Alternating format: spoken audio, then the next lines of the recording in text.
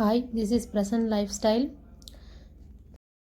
இந்த மாதிரி லாங் ஹேருக்கு நான் சொல்கிற டிப்ஸை ஃபாலோ பண்ணுங்கள். கண்டிப்பாக ஹேர் க்ரோத் ஆகும். வாங்க வீடியோக்குள்ளே போகலாம்.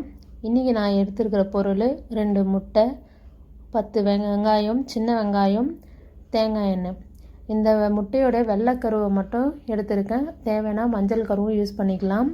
வெங்காயம், இந்த முட்டையோட வெள்ளைக்கரு, அடுத்ததாக ஒரு 3 டேபிள் ஸ்பூன் 4 டீஸ்பூன் நம்மளுடைய ஹேருக்கு எவ்வளோ தேவையோ அந்த அளவுக்கு தேங்காய் எண்ணெய் எடுத்துகிட்டு நல்லா மிக்சியில் அரைச்சிட்டு வந்துடலாம். மிக்சியில் அரைச்சிட்டு வரலாம், இல்லைனா ஸ்பூன்லேயே நம்ம மிக்ஸ் பண்ணிக்கலாம். நம்ம மிக்சியில் நல்லா அரைக்கும் போது நமக்கு நல்லா கொஞ்சம் நுரப்பு தன்மையோடு கிடைக்கும். அப்ளை பண்ணுறதுக்கும் நல்லாயிருக்கும். நம்ம இதை அப்ளை பண்ணுறதுக்கு முன்னாடி தேங்காய் எண்ணெய் நல்லா வச்சுருக்கணும். தேங்காய் எண்ணெயில் நல்லெண்ணெய் எதுவும் ஆயில் நல்லா அப்ளை பண்ணி வச்சுருக்கணும்.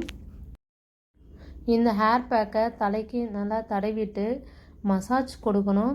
நம்ம ஹேரோட ரூட் எல்லா இடத்துலையும் நல்லா ப்ரெஷர் கொடுத்து சர்க்குலர் மோஷனில் மசாஜ் கொடுத்து நம்மளுடைய முடியோட அடி வரைக்கும் நம்ம நல்லா தடவி விடணும்.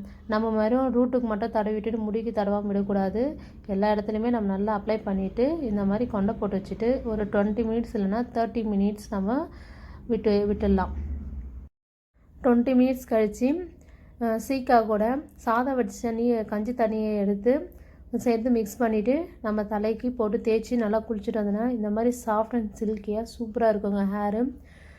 எக்கு பார்த்திங்கன்னா அதோட ஒயிட் நமக்கு நல்ல ஒரு சாஃப்ட்னஸ்ஸை கொடுக்கும். அதே போல் ஒரு பஃபினஸ் கொடுக்கும். பஃபினா நம்மளுடைய முடிவு ரொம்ப டென்சிட்டி கம்மியாக இருந்தாலும் நல்லா அடர்த்தியாக வால்யூமாக இருக்கிற மாதிரி காட்டும். நம்ம எப்போவுமே தலைக்கு சிக்கு உடைக்கிறதுக்கு இந்த மாதிரி பெரிய சீப்பு யூஸ் பண்ணுங்கள். இந்த மாதிரி பெரிய சீப்பு யூஸ் பண்ணாக்க சீக்கிரமாக நம்ம சிக்கு எடுத்துட முடியும். அதே போல் நம்ம தலை வாரும்போது சிக்கு எடுக்கும்போதோ கீழிருந்து மேலே போகணும். எப்போவுமே டேரெக்டாக மேலேருந்து போகக்கூடாது. கீழிருந்து மேலே போனீங்கன்னா நம்ம சிக்கு ஈஸியாக எடுத்துரும். முடியும் நிறைய உதிராது. ஏன்னா நம்ம மேலேருந்து எடுத்துகிட்டு வந்து ரொம்ப அழுத்தம் கொடுத்தா அப்படின்னாக்கா முடி உடஞ்சிரும்.